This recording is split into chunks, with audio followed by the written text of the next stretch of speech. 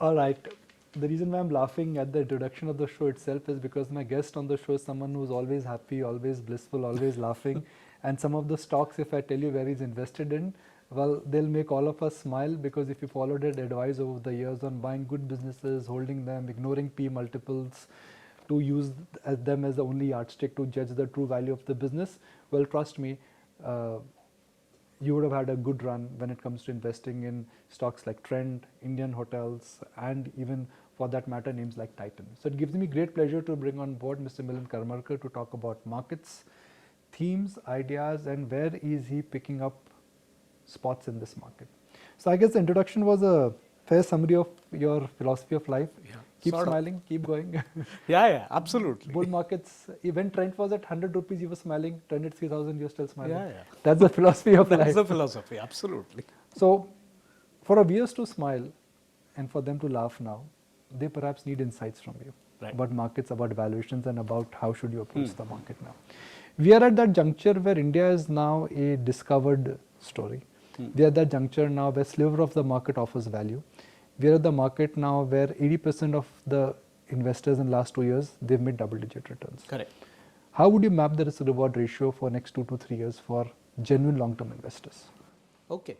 So, frankly, I thought you will ask this question. So, so I was doing some math. Am I getting very predictable about it? No. So I was doing some math, and over a very long period of time, markets have returned about 1.6 to 1.7 times the GDP growth. Okay. 2018 to 2023, I think the GDP has grown roughly by about 60%. Okay.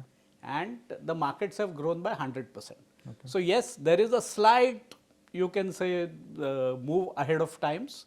But if you think that Indian economy will grow at the rate what everyone is talking about, which is 6.5–7% real GDP growth and about say 5–6% inflation, then we will have about 12% inherent growth in the economy itself, and that probably will drive the markets anywhere between 18 to 20% in the next year on year for the next 20 years. So next 5 years. So there is possibility that sometime it may stagnate. But overall, I wouldn't be surprised if the markets at least go up 2.5 times in the next 5 years. 2.5 times in the next 5 years. Okay. And you're talking about the index level here? I don't know the index level, but it will be, that is what will, because that's just a number. So I am looking at, so if the index doubles, frankly, the market should go up 3 times. But I'm just giving it a bit of a discount, and I'm saying 2.5 times. Okay, so are you saying, then I don't want to get this one wrong, because that clearly is the most bullish voice for us so far this year. We are a $4 trillion economy. Yes. If you feel that markets will go up to 2.5 times in the next 5 years, are you making a case that the wealth of the stock market could be anywhere between $8 to $10 trillion in 5 years? Yes. Okay. Now, if the market cap of Indian stock market has to go from $4 trillion, I'm still counting numbers, $4 trillion to 8 to $10 trillion, what will drive it higher? So I think, because what happens is that when economy grows, everything grows. But I still believe that it will be consumption. I mean, I'm coming back to my theme, because that's a theme where India has got a very long-term growth pathway. But again, just would like to reiterate that when I'm talking of consumption, it includes finance, it includes pharma, it includes FMCG, it includes retail, it includes hospitals. So all of these would participate and grow significantly, because it's very simple. What we are consuming today, maybe 6–7 years down the line, rather what the GDP is today, 6–7 years down the line, we will be consuming that much. So that is the kind of opportunity which, and more, because people will leverage and things like that. So that is the reason why I think that it will be predominantly be driven by consumption, but within consumption, as I said, there are different sectors. So each of these segments could, like, frankly, if you see, banks have not moved at all. So I think banks could drive the index over in the shorter period of time for at least 1 or 2 years. So I think long-term consumption will continue to be the theme. Okay. Now, if at $4 trillion, the stack is that you got Reliance right at the top in terms of a market cap. Yeah. then you've got HDFC Bank Correct. and HDFC put together right top there. So if I look at the stack in India, we don't have a single $500 billion company. Correct. We have only one or two companies which have a market cap which is north of $250 billion.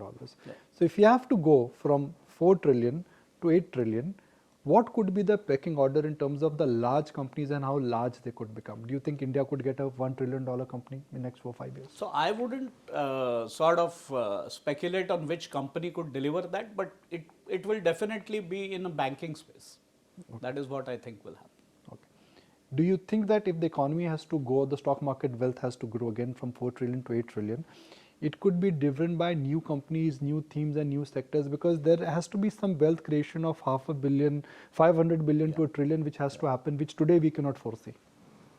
No, it's possible. So it's like this, that so if we divide the market into two parts, there will be this entire market which will grow 1.5, 2 times. And at the same time, there will be some of the companies which can drive, which can go much further. So okay. Yes, that is possible, but that would, in all probability, would be in mid caps. Okay. Let's look at the real outperforming sector of last 12 to 18 months. You add a prefix PSU, add a suffix India or PSU, those stocks have done rather well. Yeah. 2020, they were the ugly ducklings. Nobody wanted to buy PSU yes. stocks with a barge pole.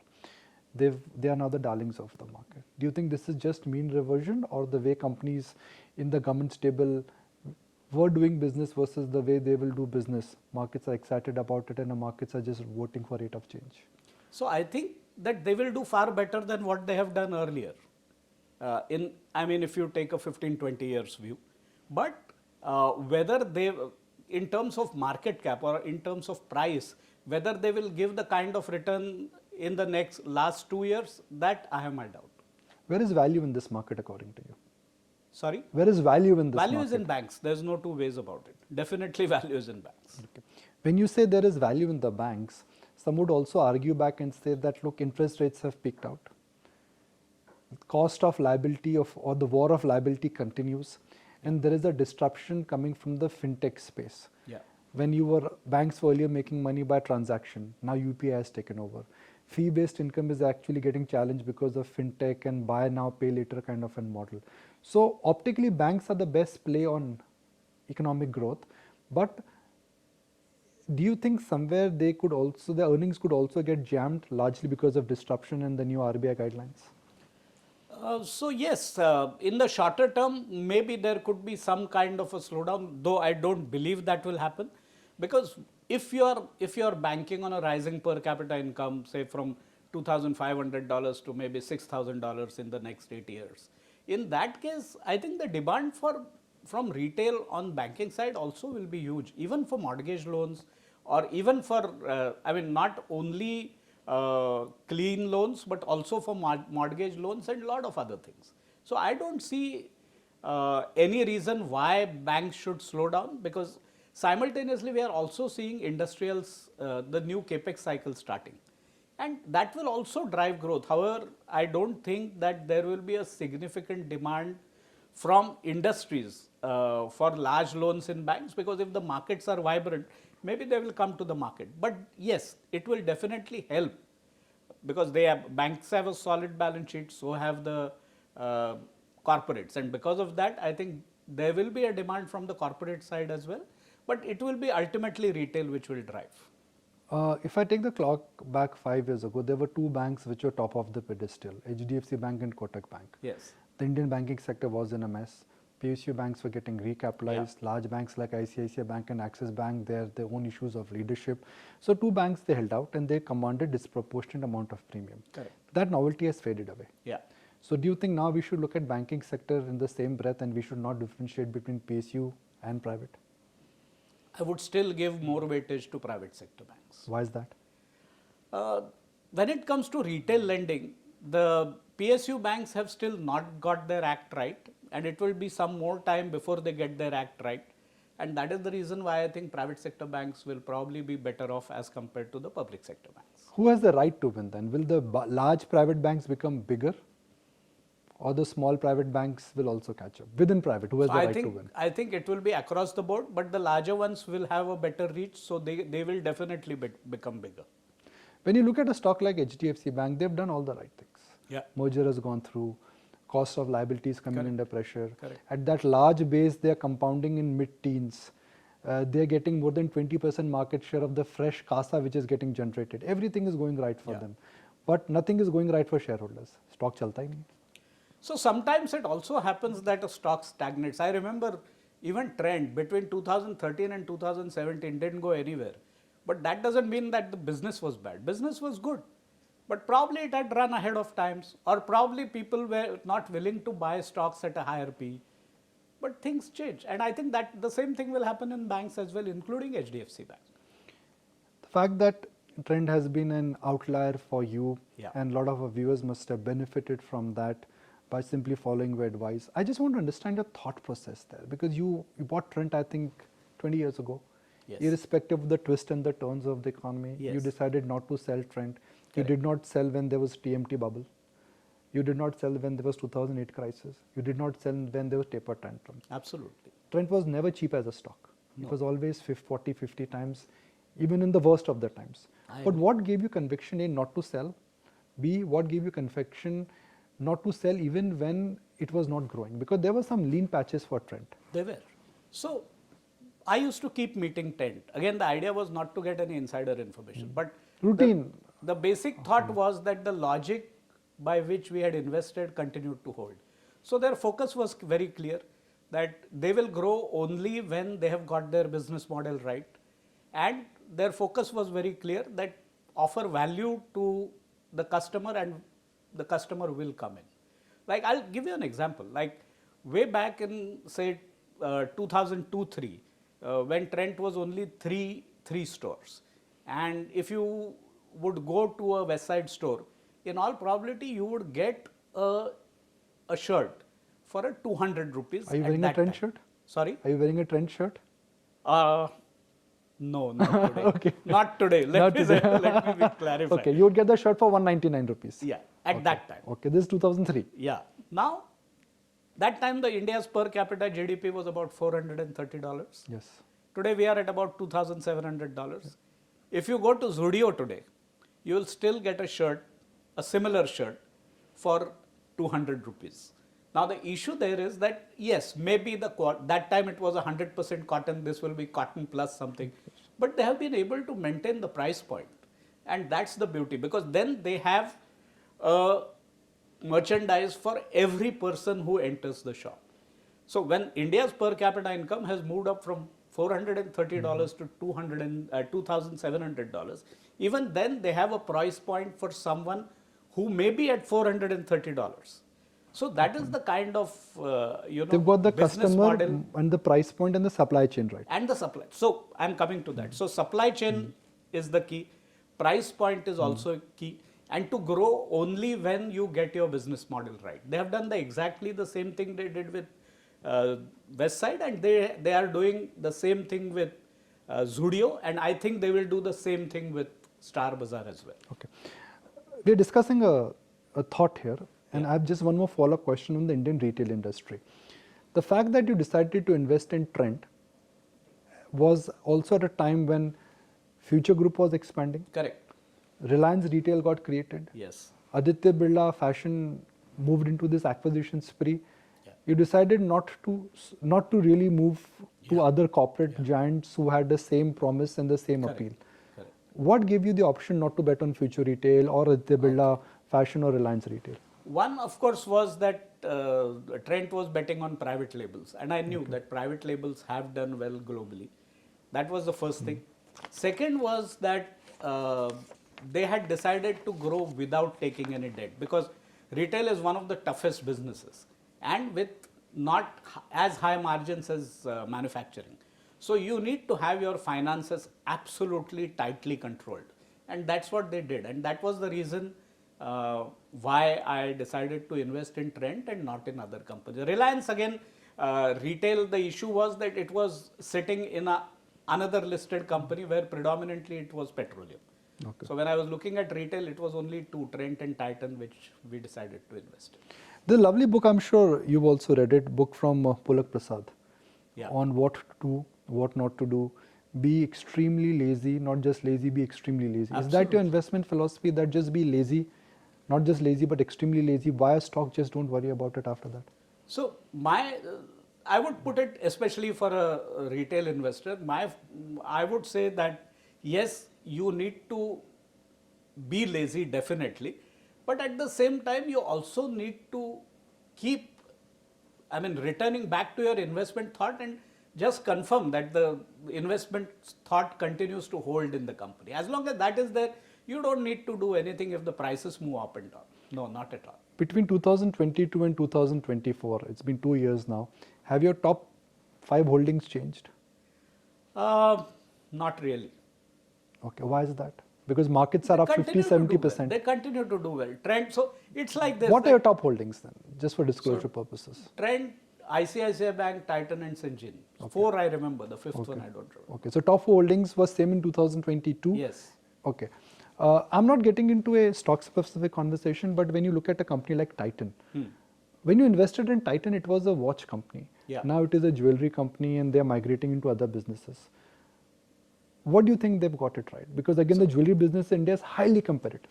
It is highly competitive. But again, so we entered into Titan at that point in time because it had gone into jewelry. Okay. So that was one of the main reasons. The second was that, of course, their focus was trust. So they started those machines where you could go and test the purity of gold. Because ultimately buying gold is all about trust. So people buy from a neighborhood jeweler because there is trust. So that is the reason why they could attract a lot of people to their stores. And I think that's what was the main winning factor. And of course, then comes the brand and then comes the designs. So when stocks they grow at what could be called as P multiples which are above averages, for example, Trent now is trading at a P multiple of 100 plus. Titan must be 40, 50 times 1 year forward depending on the estimate you look at. You don't get the temptation of switching, selling, buying something which is cheap. So as long as I don't see any business which can grow faster than them, that is one. And frankly, when it comes to Trent, the P multiple, I think one needs to go through the balance sheet. One needs to analyze that because of Ind AS, the changes which have come in, when future liabilities you have to adjust by amortization and interest. So if you adjust for that, it may not be at such a high P. It will still be at a high P, but not as much as 100 plus. So that is one. And second is that as long as they are growing at 40-45%, I don't think there is any problem, because at that rate, the P multiple can collapse if the price remains same, which it doesn't, because if they continue to grow, the price also goes up. Why do you think Indian pharma sector has a lot of scope for re-rating? So yes, I think that in future it will be Indian pharma sector which is likely to do very well, because as I think I have said that earlier also, that long back I had met Dr. Reddy of Reddy's laboratory and I had asked him, because that time their focus was exports. I said, why not India? So he said that unless and until India's per capita income grows significantly, where people can start affording medicines, India will be a slow growing business for them. And that's the reason why they are focusing on exports. But now I think things are changing. Our per capita income has gone up. And because of that, I think companies which are focusing on India also should do very well. And that's the reason why I think that overall Indian pharma would be a sector which can be worth looking at. So should one then look at MNC pharma companies also, because they are a pure bet on India? Because for all other companies, whether they have, whether it is Cipla or Dr. Reddy or for that matter Sun, either they have presence in Europe or in US or in both, and the third one is Africa. So how does one differentiate if one has to bet on the Indian pharma per capita growth? So I agree with you that companies which are focused predominantly on India should be on your radar. You should look at them. Look at the products in which they are in, because that is very crucial. Ultimately, it's diabetes, cardiovascular. These will be the sort of segments which will do very well in India as the per capita income goes up. So anti-infectives will also do well, but predominantly it will be diabetes and cardiovascular which should do well. So look at those companies and invest in them. When we spoke last time, you said you were bullish on manufacturing, and you said you Yes. bought into railways. Yes. You bought into EMS. Sorry? You bought into electronic manufacturing as a correct. sector. That's correct. Are you still betting on EMS? So EMS is one portion of our overall investment. We are invested in some other companies also, but predominantly we are looking at those companies which can benefit out of gases, which can benefit out of power sector, and which can benefit out of railways besides EMS. Do you think the manufacturing sector in India will grow faster, or the consumer sector in India will grow faster? I think if you are taking a 10-year view, in all probability, consumer sector will far surpass the manufacturing sector. But in the shorter term, it's possible that manufacturing sector will grow faster. You've been holding on to insurance for a Yes, while now, yes. and that is one space where a lot is changing. Yeah. I understand the big picture in terms of, okay, Indians will need better healthcare. We can afford better healthcare. That will take care of your health insurance. We value safety of our life after COVID, which means we will also see more and more, migration happening towards term insurance, which Yeah. is which is also taking care of your near and dear ones. But the Indian insurance sector, Mr. Karmarkar, is going through a tough time. New entrants, consolidation, LIC suddenly, waking up and taking giant steps forward. What is your view on insurance, which for our normal viewers is a complicated sector to understand? I agree, it's a complicated sector, but you will have to take a bet which is based on what kind of growth can insurance companies deliver over a longer period of time. Because ultimately, it's all about affordability. So if ultimately you have to afford hospitalization, you have to afford medicines, then you need an insurance. And that is where I think the growth in insurance will come in. Yes, we are holding it for a pretty long period of time, and there have been underperformers in our stock, in our portfolio. But we'll continue to hold because our thought process is simple, that if there is growth in this sector, we'll continue to hold it. You like consumption, but you've not used the word luxury consumption. Why is that? I think the per capita income needs to grow up further. If it grows, we'll definitely look at luxury consumption. I mean, we are indirectly holding, so we are holding trend. So we are indirectly get benefited out of Zara. But Zara in India is a luxury consumption, not globally. Globally, it's a mid-level fashion kind of thing. But yes, that's what per capita income growth will happen. Once per capita income growth goes up, then probably we'll look at luxury consumption also. They say that when consumption or per capita reaches $3,500 to $4,000 per person or per capita, you could see a binge uptick in consumer spending. Yes. So where do you think excesses in the consumption space will get created? I think it will still be apparel. Okay. Apparel and probably ancillaries. So, but apparels predominantly. It's very easy to buy an apparel. Have you resisted your temptation not to buy into any of the consumer tech and fintech stocks? So we have bought one into food tech recently, okay, but not consumer tech and neither fintech, because we are still looking at them, and we think that banks are equally good fintechs. So we are, and of course there are a couple of NBFCs who are using fintech quite a bit. So we are invested in that. What prompted you to change your heart to buy this food tech company? Positive cash flows, at least to begin with. That's what I had said earlier, that if they show me a positive cash flow in one quarter, I'll buy. But is that a basic criteria for you to buy? You will only buy companies if they have a positive cash flow? Yes. Let's talk about IT, and this is where I think the jury is still divided. Yeah. Old timers would say, look, Indian IT companies have migrated the curve of Y2K. They came as real winners when the enterprise platform adoption happened. They were the outliers in terms of gaining market share and maintaining their relevance when smack and digital also was at play. Yeah. That's the naysayer who's saying that don't worry about AI. Correct. The new theory is that AI is actually not just a wave. It is the way how the sector now would be, in a sense, doing business. Absolutely. What is your thought? Do you think this is like a temporary disruption, or the Indian IT sector now, the foundation has got shaken? My view is that they will need to adapt to AI. Can they do that? They will, sorry? Can they do that? I don't know. Jury is still out. So I really don't know. But that's the reason why we are cautious on IT. We will continue to be cautious and take it one at a time. I don't see too many bets, at least in whatever information in the public domain is available when it comes to EVs, or for that matter, energy transition. Aren't you betting on these mega themes? So yes, we have one gas company in our gas in the sense, one which is not gas in sense gas, but the largest industrial gases company, which is Linde, we have in our portfolio. But besides that, in EVs, we are playing it through Exide, which is there in our portfolio. But besides that, we have not taken anything. A lot of naysayers, I will not use the word naysayers, but this now seems to be the consensus view that there is a bubble and there is a lot of trouble in small and mid cap stocks.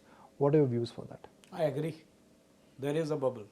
It's not a bubble, but yes, there are certain things like old names which I have never heard, which I used to hear maybe in 2002-3, suddenly people calling and saying, what do you think about these companies? That's what worries me. Sometimes there is a word chip in a company, and then they say, this company will do very well because it's planning to, get into chip manufacturing. It's not so easy. So I think there are excesses in mid and small caps. And I remember in 2000, real estate companies had become IT companies. Yeah. In 2008, those IT companies had become real estate companies again. And those IT companies are becoming chip companies. Yes, one there was both. And now they're becoming chip companies now. Yeah. So manufacturing is the space where everybody is excited, but the reality would be very different. Absolutely. I'd like to draw your attention to something which you've always endorsed, which is think long term. Sorry? Think long term. Yeah. In the near term, markets will always swing because of sentiment. Yeah. So if one has to look at the pendulum of the market, where do you think there are excesses in the market, and where do you think there are still opportunity in this market? I think mid and especially small caps, there are excesses. I won't say they're across. So it may continue for a long time, because I've learned that during the software boom, that when you think there are excesses, the prices can grow 4 times from there. So I'm not a person who can say that, okay, don't go there. It's individual choice. But as a fund manager, or as a person who is managing money in trust, I would not get into that at all. So what are you telling your clients now? Should they fasten this seatbelt for a lot of volatility ahead? There is not just one, but there are 40 elections this year. Yeah. The base effect would kick in. Yes. Inflation is still looking slightly hard to predict. So if you have to, when you wrote your annual newsletter to your investors, how did the letter start and how did the letter end? So letter started that saying that there is turbulence globally, but we are confident that over a longer period of time, that is about 5 years, and I did write about what I said, that if the market, if the economy continues to grow the way it is growing, we would be surprised if the market doesn't double in the next 5 years. Some of the books which you've liked, Random Walk, Down the Walk, Peter Lynch, classic. He talks about buy things which you think your mother and your wife are consuming, and that's the easy way to Peter make money. Lynch is good. So what is that you've seen your wife and your daughters are consuming? West Side. Okay, Charlie Munger. Yeah. He was a guru. He was a guru. He was a god. God of investing. He's left influence on everybody, but in a very differentiated manner. If I have a room full of folks who've tracked Charlie Munger, and I would say, tell us what you've learned from him. And if I have 100 folks, I will get 100 answers. Absolutely. I want to hear your answer. What is that you've learned from his life and his philosophy, and how are you adapting it? Believe in what you do and do what you believe in. That's what my, my focus is on. So that's what Charlie has taught me. Just to wrap it up, and this is purely about investing. They say that every investor needs to have an edge. Sometimes it's information, sometimes it is knowledge, and sometimes it is pure behavioral, how you approach the market during moments of fear and greed, gloom and doom. Yeah. What would you define your edge as, and how do you apply it? Read history. I think that is the key. Ultimately, There are cycles in the markets and they keep on coming and going. But if you have read history, then it becomes a lot more easier to ride the cycles. And that's what it is. And your understanding of history is telling us that we are nowhere close to the peak in the economy. No. And you perhaps have made the most bullish forecast, at least on this channel, in last 6 months. I can, vouch that you think that the market cap, it is not the Sensex or the Nifty, the market cap of Indian market in next 5 years could be closer to 8 to 10 trillion dollars. Yes. So Indian investors should not cancel their SIPs. They should brace themselves for lot of wealth creation, provided you buy the good company and sweat it out. And ride the volatility, because volatility will always be there in the markets. But prepare yourself for volatility. 2023 ain't going to repeat itself. Yeah. Let's get a disclosure going. We've discussed Trend, we've discussed ICICI so Bank, we've discussed HDFC Bank. Basically, we hold these stocks in our portfolio, and these are not any kind of suggestions or recommendations. We were just discussing the stocks and our thought process on that. Thank you very much. Best wishes for 2024 and thank you very much. Thank you very much. With that, it's back to the studio.